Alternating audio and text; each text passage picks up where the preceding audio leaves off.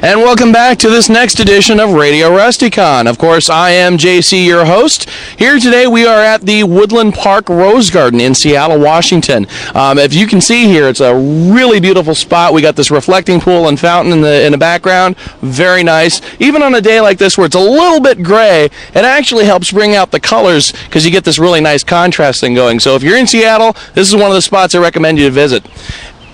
Today I will be interviewing Michael Kenmir. He is Rustycon's chairman of the board.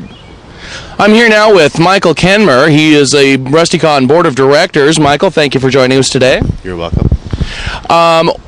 Quick question. First of all, if you could tell us a little bit about yourself. Well, primarily I work for the Washington State Bar Association as my normal mundane job, and for the rest of the year I'm pretty much working with the Empire of the Elan, and this year I got elected as the chairman of the board for the Rustycon 25 convention, so I'm really looking forward to serving in that capacity. Now, as the chairman, what kind of duties does the chairman of the board have to have? What kind of duties does the board of directors have? In addition to what are your duties specifically as chairman?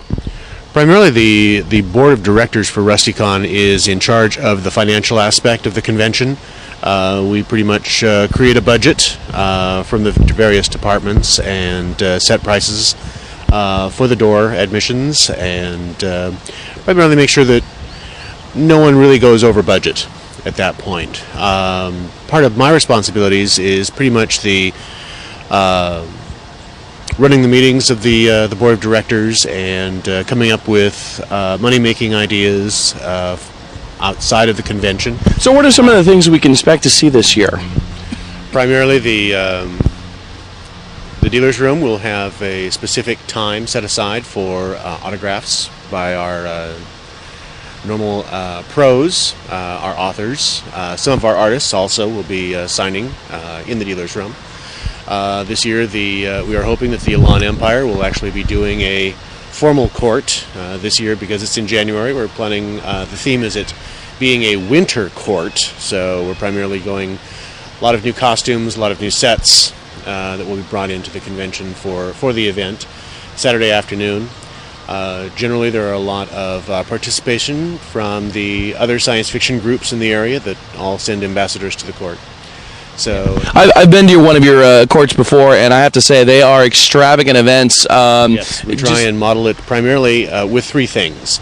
It is the formal court of the czars, with a little bit of Ming the Merciless thrown in for good measure. So but no Flash Gordon. But no Flash Gordon. No. It's though I have heard that there might be a sword fight this year.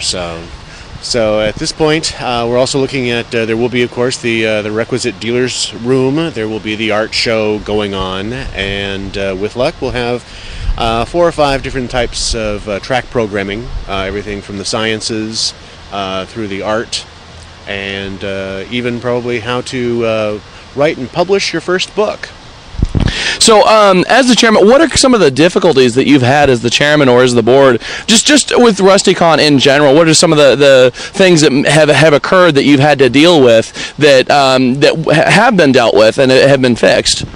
Oh, primarily, one of the things that we're very proud of is we've actually started a new committee dealing with the bylaws, and there have been some issues in the past, and questions have been brought up on Robert's Rules of Order and things along those lines, so that we are trying to, at this point, rewrite it so that it's a lot easier to understand and be able to run meetings a lot easier at that point. So basically a lot of the bureaucratic stuff that I try to avoid, right? Exactly. A lot of red tape we're trying to get rid of. Okay, now I have to ask you this about tradition. It's been a Rustycon tradition in the past to have a pie-in-the-face contest. Will we see a resurgence of that this year? Well, the board hasn't actually made a formal decision on whether they're going to request that the various members in power go ahead and get a pie in the face. It has in the past served us well, and it's quite possible that it will serve us again in the future. Another thing I am aware of is there will be another chocolate auction, which is always one thing that Rustycon is quite good at providing. So lots of chocolate. I love the chocolate too.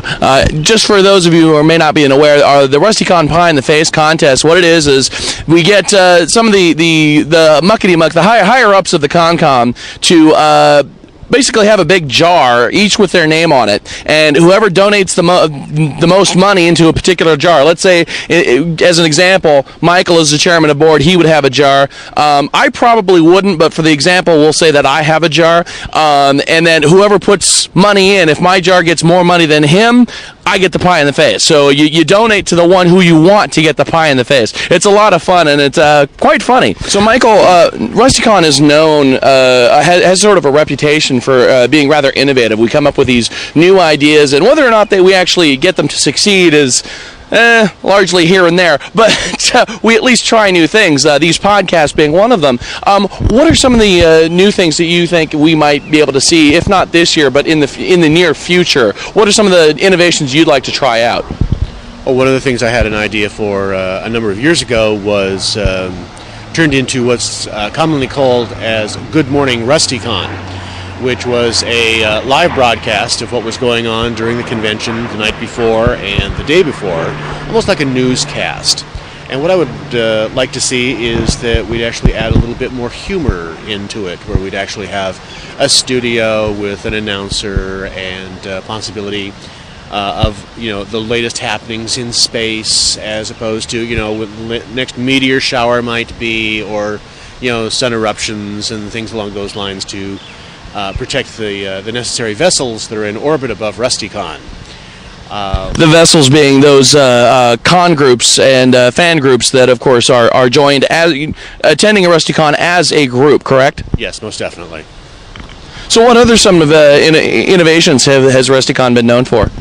Well, in the last 3 years, we've had very large backlit reader boards that actually have shown the timetable of all of the programming that went on with during the Rustycon. So if someone came in, they didn't have their pocket program handy, they could step up to one of the lit boards and be able to find the time of the day and what was going on at that particular time.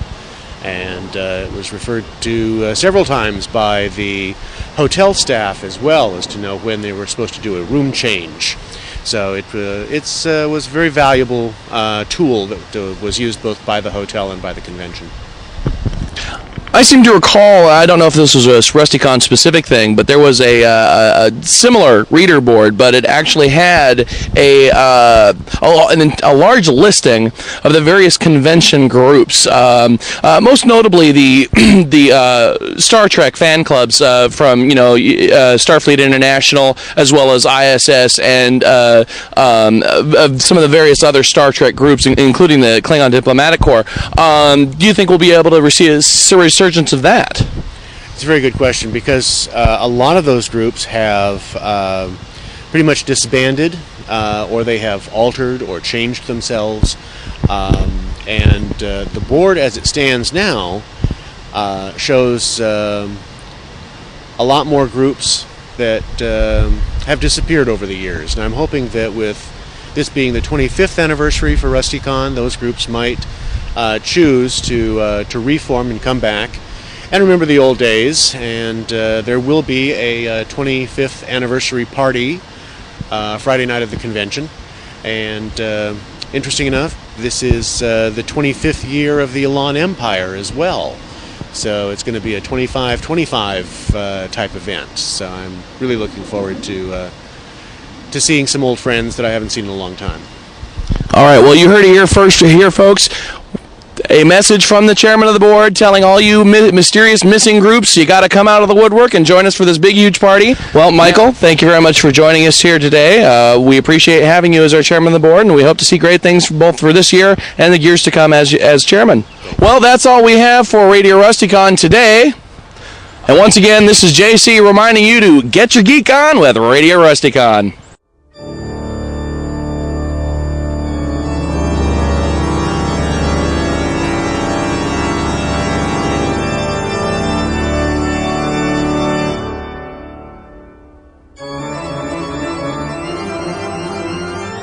I'm not that bad, just mostly bad. Anyway.